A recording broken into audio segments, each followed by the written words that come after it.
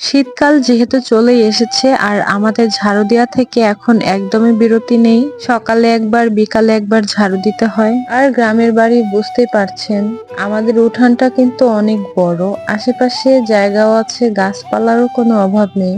আর mahogany গাছের পাতা তো পড়তেই থাকে। আর এটা হচ্ছে মূলত আমাদের সবজি বাগান। ঘুম থেকে উঠেই দেখি যে আমার শাশুড়ি মা একা একা এখানে পরিষ্কার করছে। আর এই পুঁইশাক গাছটা নষ্ট হয়ে গিয়েছে, তাই এটাকে কেটে দিচ্ছে।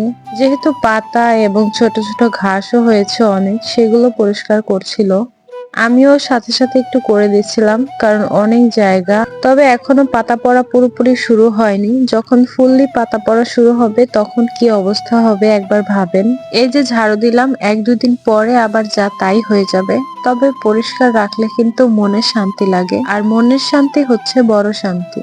পরিষ্কার পরিচ্ছন্ন না থাকলে বা বাড়ির আঙিনা যদি পরিষ্কার না থাকে, তবে নিজের কাছেও কিন্তু আনইজি লাগে।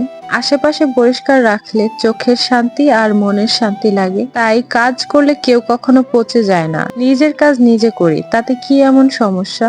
আর কিসের এত লজ্জা? আর এই ধরনের কাজ হচ্ছে আমার রেগুলার কাজ, যেগুলো আমি করে থাকি সব সময়। যাই হোক, সবজি বাগানেরই কাজ শেষ করে বাড়িতে এসেছি সকালের বাসি কাজ সারার জন্য। সকালের কাজ বাজ সব শেষ করে ডিম ভাজা আর হচ্ছে পরোটা বানিয়েছিলাম।